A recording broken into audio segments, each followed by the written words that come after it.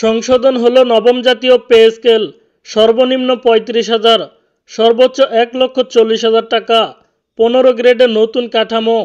পেনশনারদের ভাতা বৃদ্ধির ঘোষণা আজ থেকেই কার্যকর। সুপ্রিয় বন্ধুরা, মানবকণ্ঠ পত্রিকায় চাকরিজীবীদের জন্য একটা গুরুত্বপূর্ণ নিউজ প্রকাশিত হয়েছে।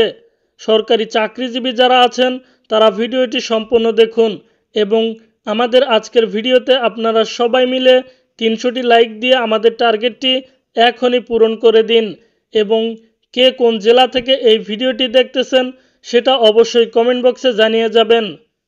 আজ বাংলাদেশের ইতিহাসে সরকারি চাকরিজীবীদের জন্য একটি স্মরণীয় দিন।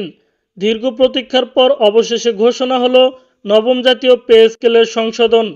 দীর্ঘদিন ধরে আলোচনার পর যে কাঠামো আজ কার্যকর হলো তা দেশের সরকারি কর্মকর্তা কর্মচারীদের জীবনমান উন্নয়নে নতুন দিগন্ত খুলে দিবে বলে বিশেষজ্ঞরা মনে করছেন। সবচেয়ে বড় পরিবর্তন এসেছে বেতন কাঠামোয়। এ স্কেলের অধীনে সর্বনিম্ন বেতন ধরা হয়েছে ৩৫,০০০ টাকা এবং সর্বোচ্চ বেতন নির্ধারণ করা হয়েছে ১,৪০,০০০ টাকা। অর্থাৎ নিম্ন থেকে উচ্চপদস্থ কর্মকর্তা সবার জন্যই এবার এসেছে আশার আলো। এই কাঠামোর মাধ্যমে শুধু বেতন বৃদ্ধি নয়, চাকরিজীবীদের মর্যাদাও এক ধাপ বেড়ে গেল।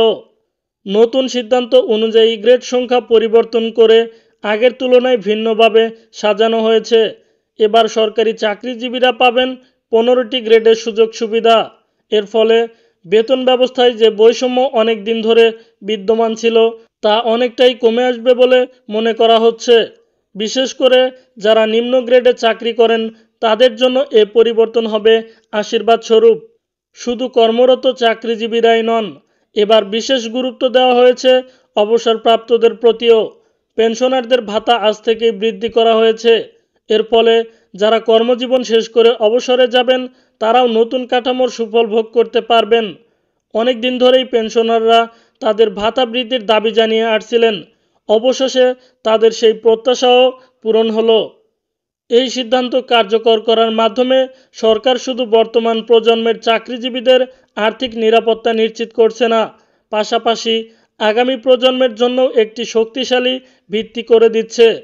অর্থনীতি বিশেষজ্ঞরা মনে করছেন নতুন পে স্কেল দেশের অভ্যন্তরীণ ভোগব্যয় বাড়াবে এবং অর্থনীতিকে আরও চাঙ্গা করে তুলবে। সর্বনিম্ন বেতন ৩৫,০০০ এবং সর্বোচ্চ ১,৪০,০০০ টাকা নির্ধারণ করা হয়েছে। গ্রেড সংখ্যা পরিবর্তন করে আনা হয়েছে 15টি গ্রেডে। পেনশনারদের ভাতা বৃদ্ধি যা আজ থেকেই কার্যকর হবে। এবার আসি সিদ্ধান্ত ঘোষণার প্রতিক্রিয়ার দিকে। প্রধান উপদেষ্টা আজ আনুষ্ঠানিকভাবে এই ঘোষণা দেন এবং তিনি জানান কোনোভাবেই যেন এ সিদ্ধান্ত বাস্তবায়নে দেরি না হয়, কারণ দীর্ঘদিন ধরে দেশের সরকারি চাকরিজীবীরা অপেক্ষায় ছিলেন এ পরিবর্তনের জন্য। উল্লেখযোগ্য বিষয় হলো নতুন পে স্কেল শুধু অর্থনৈতিক উন্নয়নেই আনবে না, বরং কর্মীদের মনোবল ও দায়িত্ববোধ বাড়াবে। কারণ যখন একজন কর্মচারীরা তার প্রাপ্য সম্মান ও বেতন পান তখন তিনি আরও আন্তরিকভাবে কাজ করতে আগ্রহী হন।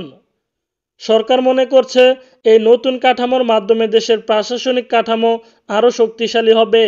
পাশাপাশি দুর্নীতি প্রতিরোধেও এটি ভূমিকা রাখবে, কারণ আর্থিকভাবে নিরাপদ থাকলে একজন কর্মচারীর অর্থনৈতিক কাজে জড়ানোর প্রবণতা অনেকটাই কমে যায়। সবশেষে বলা যায়, নবম জাতীয় পে স্কেল সংশোধন শুধু একটি আর্থিক ঘোষণা নয়, বরং এটি একটি যুগান্তকারী পদক্ষেপ। সরকারি চাকরিজীবী থেকে শুরু করে পেনশনাররা সবার জন্যই এটি আশার বার্তা। এ সিদ্ধান্ত বাস্তবায়নের পর বাংলাদেশের প্রশাসনিক ব্যবস্থায় যে পরিবর্তন আসবে তা দেশের সামগ্রিক উন্নয়নকে আরও গতিশীল করে তুলবে।